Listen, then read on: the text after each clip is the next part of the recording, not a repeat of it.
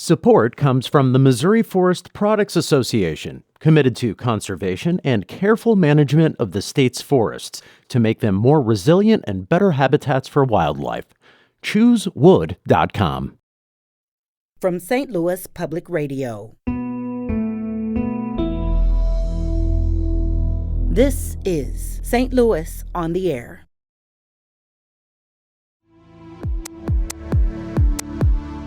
Somewhere between 40 and 60% of all marriages end in divorce. I would bet that very few people on their wedding day would estimate that their odds of divorce are 40%.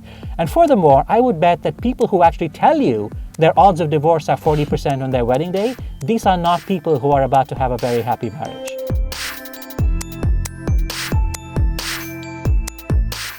All of us in our personal lives benefit from some degree of self-deception.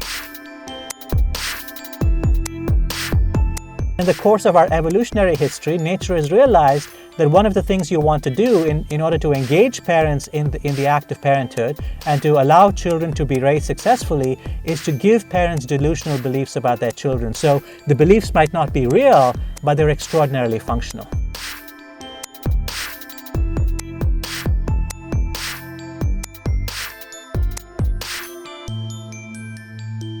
I'm Sarah Fensky. It's one of those ideas that seems beyond argument in this modern age. Truth is good, delusions are bad. But Shankar Vedantam is not content to let the idea stand without scrutiny. His new book, in fact, is a defense of the power of self-deception, of the stories we tell ourselves, of the lies that make life livable. The book is called Useful Delusions, The Power and Paradox of the Self-Deceiving Brain. And joining us today is its author, Shankar Vedantam. He's best known as the host and executive editor of the Hidden Brain podcast. So, Shankar, welcome. Thank you so much for having me, Sarah. I'm really delighted to be here. So, Shankar, there's a true and very interesting story that starts your book, and it's woven throughout it. And that's the story of the Church of Love. For those who don't remember this bizarre business, I guess I'm going to call it, based in Moline, Illinois, what exactly was it? Yeah, it really was a bizarre business, Sarah. So in the 70s and 80s, a balding, middle-aged man in a small Midwestern town came up with this bizarre scheme, a con, really. He invented various characters, young women whom he called angels, and then he wrote love letters in their voices to thousands of men across the United States. The men were said to be part of a group that was called the Church of Love. And in exchange for receiving the love letters, the men sent in donations, which were called love offerings to their angels. Some of the men thought they were playing a game and it was a fantasy and they enjoyed it as a game. Others believed they were corresponding with real women and fell in love with their correspondents. And some eventually believed that they had married the people they were writing letters to. The most remarkable part of the whole story is that when Don Lowry, the con man, was brought to trial on charges of mail fraud, several members of his Church of Love showed up at a courtroom in order to defend him. And I found this absolutely astonishing that once the con was revealed, why would the marks show up to defend the con man? And in many ways, that was the starting point for this book and its exploration of the nature of self-deception. So you did talk to Donald Lowry, the con man behind this whole church, but he's not the heart of the book. The heart of the book is this man named Joseph Henriquez. Tell us about him.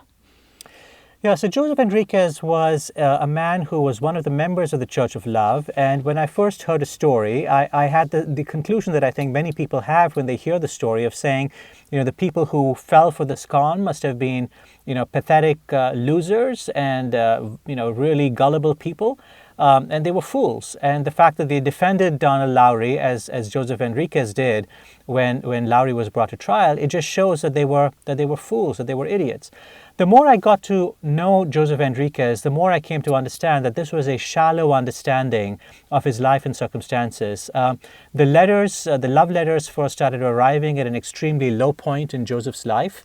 And eventually, they became something of a lifeline to him. At Donald Lowry's trial, several members of the Church of Love reported that the love letters had kept them from alcoholism, from addictions. A couple of people said the love letters had saved them from suicide. And in some ways, that was true for Joseph as well, that his life was really going downhill. The letters, even though they were fake and they came from women who did not exist, they ended up being an extraordinarily important part of his life, to the point at which, even after the con was revealed for what it was, Joseph decided he wished to continue to believe. I want to mention one thing about Joseph's belief here. A lot of newspaper accounts from that time, when they write about the Church of Love, they really stress the sexy nature, the idea that this was nude pics being sent, that this was kind of this almost creepy thing. You have a different view, at least as it relates to Joseph. What do you think this did for him? This wasn't about him getting to look at how these beautiful women? Yeah, so it's interesting because I think the media's coverage of the Church of Love story did focus on the salacious elements of the con, because in some ways that's what was most salient. But Don and Lowry actually discovered early on that the members who were signing up because they wanted, nude pictures or things that were overtly sexual, these were people who are not what you would call loyal customers. They didn't stick around for a long time. The people who were the most loyal customers, the people who were the most loyal members, people like Joseph Enriquez, were staying because, in fact, they had formed deep emotional bonds with the people to whom they were corresponding, or people whom they believed were corresponding with them. And many of the letters that Joseph received, in fact, were not of a sexual nature at all. In fact, the woman who was writing to him, this woman who was named Pamela, was writing to him about her everyday, things that happened to her in her daily life. It was almost like pillow talk.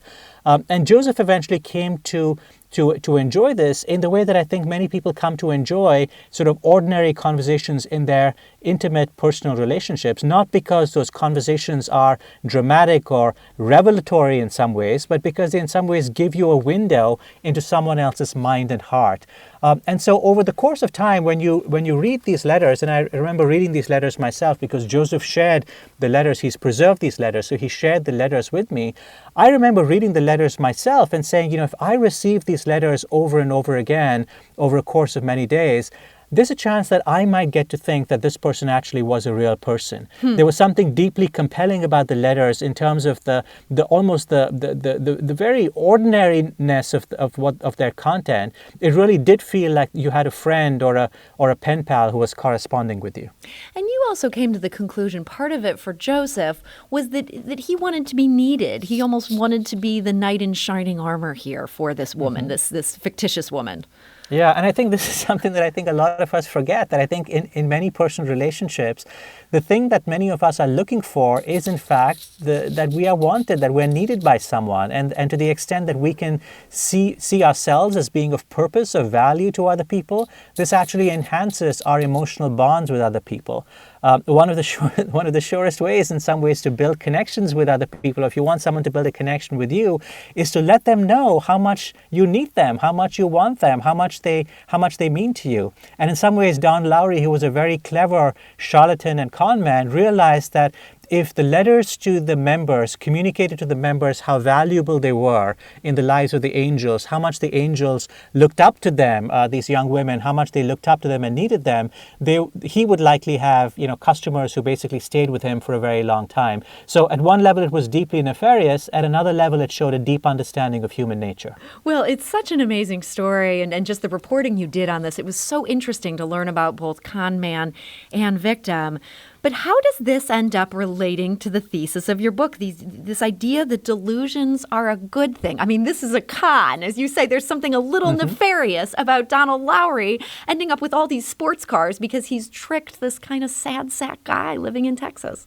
That's right. So I think this is the dilemma and the paradox, and the subtitle of my book, as you read at the top of the conversation, is the power and paradox of self-deception. Because I think when we look around at our lives, we certainly see lots of examples in our personal lives, in our communities, in our national lives, where self-deception can produce tremendous harm.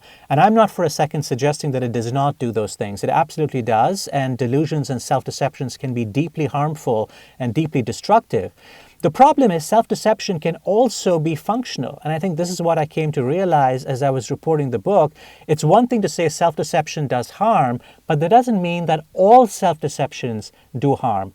when you think about the role of self-deceptions in our personal lives, in our personal relationships, it's easy to dismiss the relationship that Joseph had as fictional and to say that's pathetic that he fell in love with a woman whom he had never met and never spoken to. That's a ridiculous thing to do. But it turns out that, at least to a lesser extent, all of us in our personal lives benefit from some degree of self-deception. A variety of psychological studies, for example, show that if you believe that you are romantically entangled with somebody who is truly beautiful and truly intelligent and truly empathetic, even if those things are not true, you end up being in a happier relationship if you believe them to be true. You know, Sarah, if you and I could take a road trip this coming year, and we went to every couple getting married in the United States, and we asked couples on their wedding day what the odds are that they would get divorced. If they were being rational and logical, they would tell you that the average odds of getting divorced when you get married is about, somewhere between 40 and 60% of all marriages end in divorce.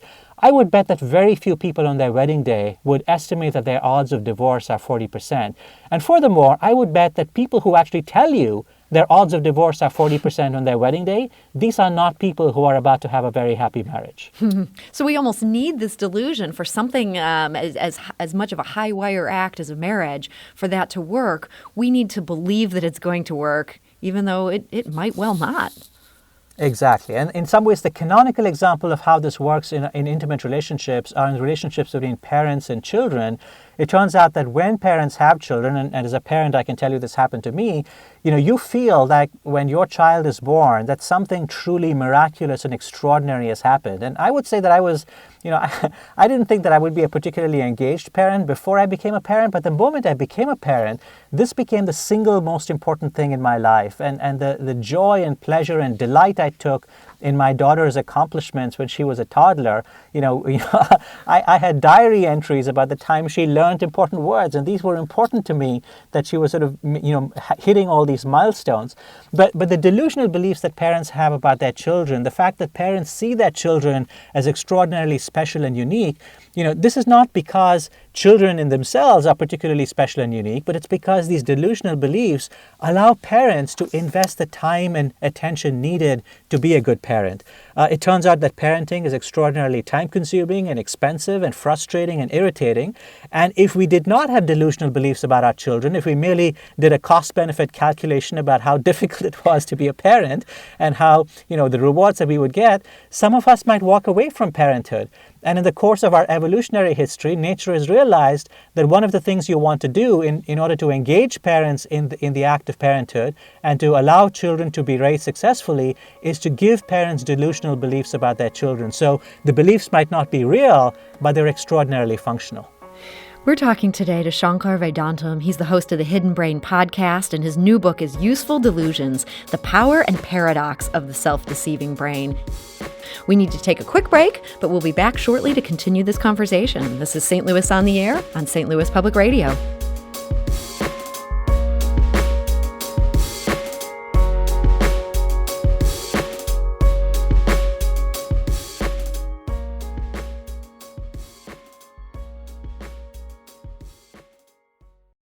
Support comes from the Missouri Forest Products Association, committed to conservation and careful management of the state's forests to make them more resilient and better habitats for wildlife. ChooseWood.com.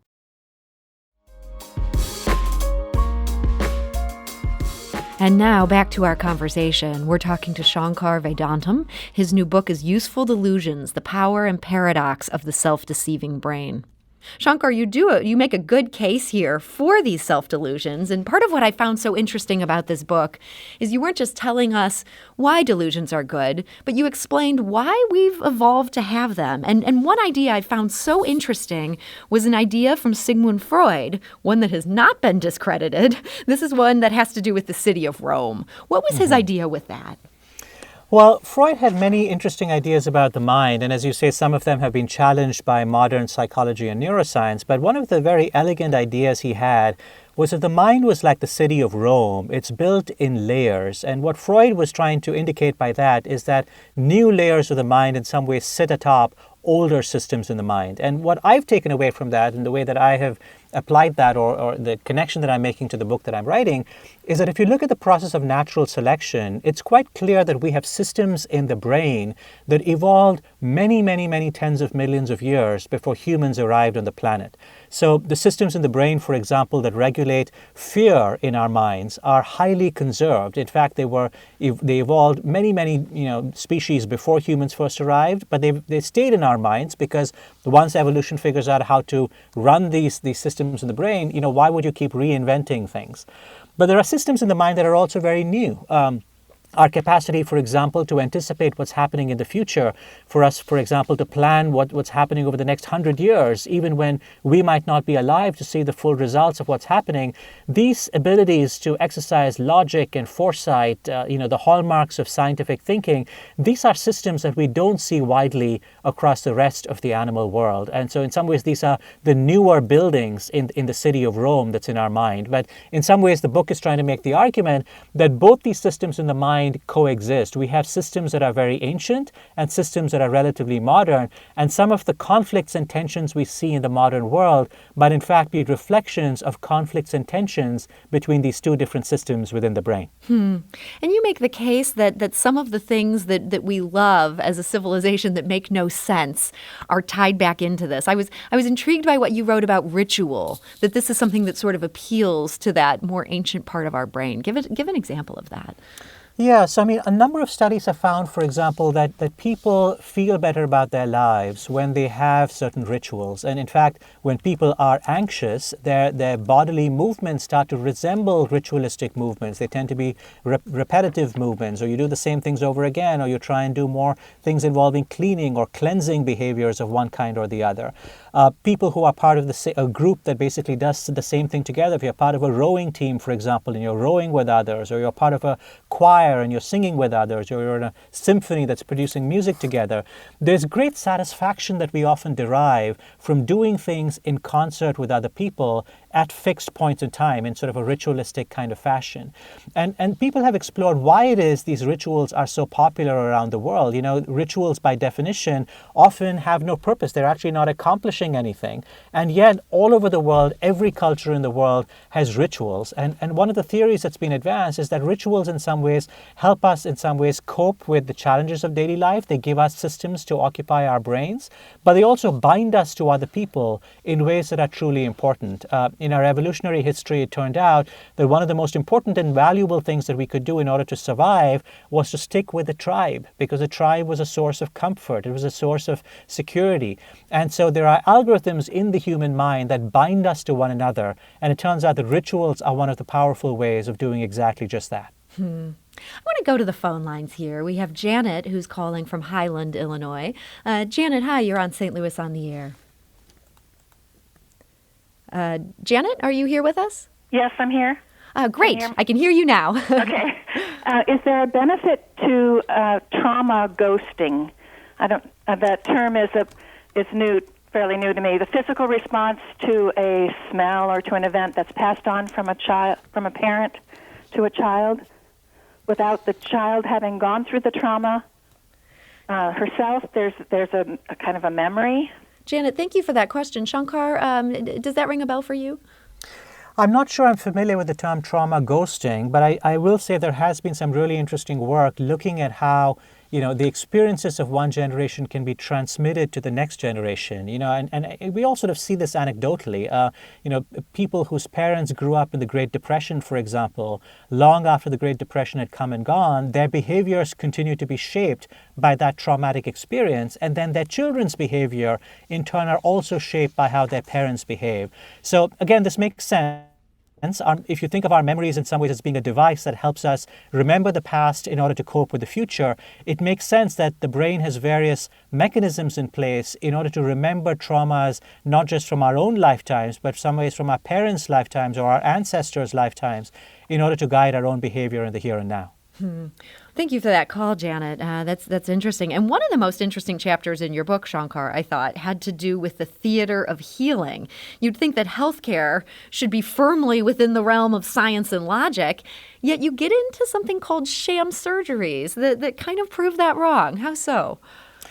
Yeah, so I think it is absolutely the case that science and medicine have produced enormous benefits in our lives. And if you had to choose between, going to someone who has come up with a theory of something that will cure you in their basement and a peer-reviewed study that has been approved by the FDA, you should definitely go with the peer-reviewed study that has been approved by the FDA. I'm glad you're clarifying that. It feels like in this moment in our country, it might be good just to get that on the record. But yes, continue.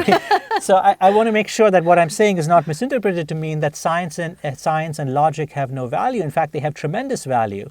But it turns out that besides the benefits of peer-reviewed studies and medications that have been approved by the FDA, it is also the case that our own faith and trust in our healthcare providers plays a very important role in our well-being and our eventual being cured for various problems that we have. I think in many ways the healthcare system has been inadequately focused on the relationship between healthcare providers, between physicians and their patients, when in some ways going back many centuries now, the links between this faith and trust that we have in our doctors and good outcomes has been firmly established. As you mentioned in your question, Sarah, there have been research studies recently that have looked at the effects of what's called the placebo effect, the belief that you're going to get better, that have looked at these placebo effects in the context of surgery, where you have one group of patients receiving the actual surgery and another group of patients that's receiving effectively sham surgery. The surgeon is just making incisions in the patient's skin, but beyond that not carrying through the rest of the surgery. And some of these studies remarkably find that patients who receive the sham surgery have results that are remarkably good compared to patients who receive the actual surgery. Again, my point here is not to suggest that actual surgery and actual medications have no value. It is to suggest that the relationship between doctor and patient, the rituals embedded in the practice of medicine, these are essential parts of the cure, not just something that's superfluous. It's interesting. And it seems like we're all too quick to write off the placebo effect as, oh, this means it's bogus. You make the case, no, it's working. It's just working in a different way. Yes, and I think the placebo has often been used as a way to test the effectiveness of various medications. So if a medication does not outperform a placebo in a clinical trial, we say the medication is worthless. Really what we should be saying is that the effect of the medication is limited to the placebo effect, because I think a variety of studies suggest the placebo effect is far from worthless. I want to go back to the phone lines. John is calling from Shelbyville, Missouri. John, hi, you're on St. Louis on the Air.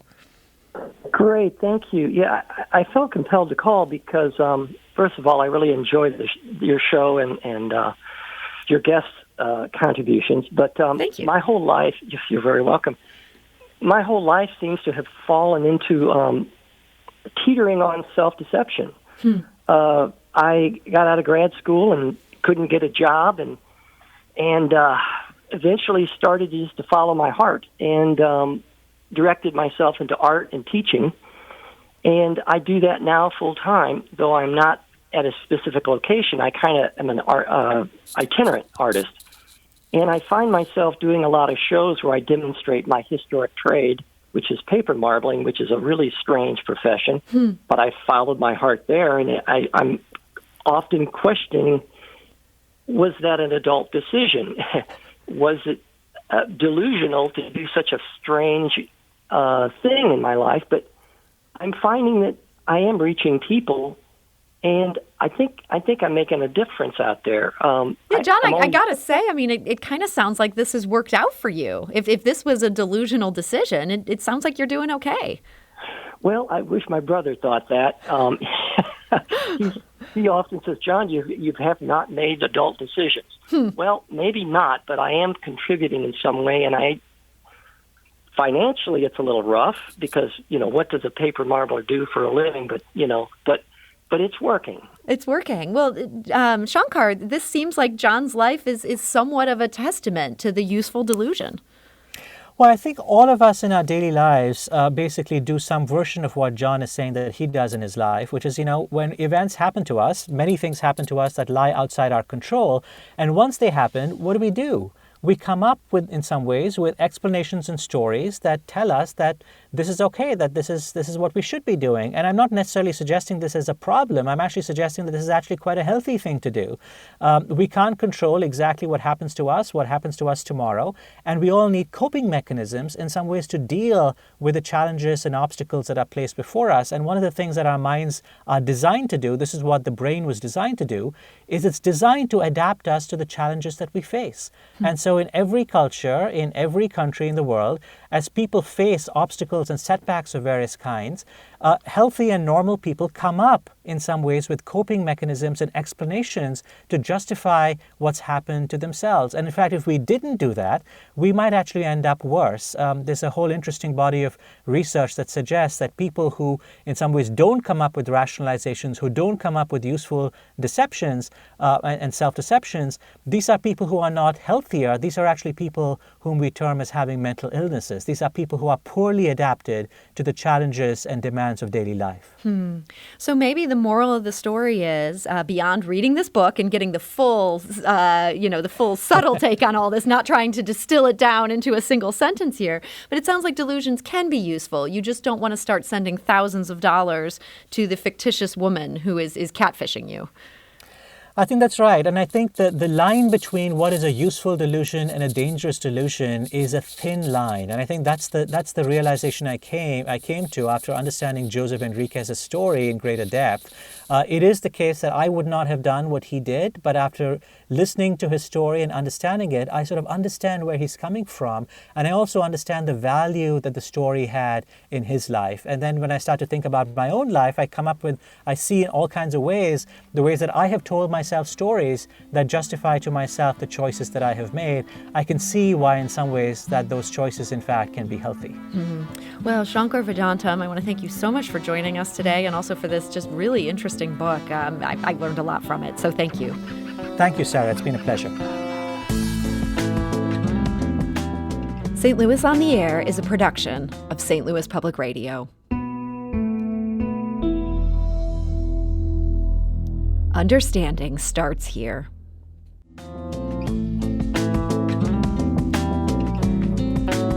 Do you find yourself regularly listening to episodes of St. Louis on the Air? Suggest us to a friend you think might enjoy our conversations, and leave us a review and rating on Apple Podcasts on the App Store. It's the simplest way to help people discover our show. Thank you. St. Louis Public Radio is a member-supported service of the University of Missouri, St. Louis.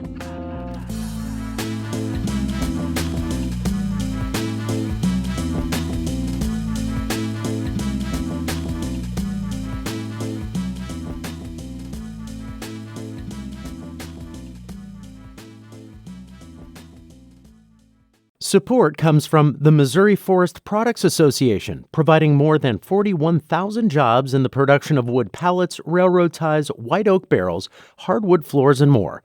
Details at choosewood.com.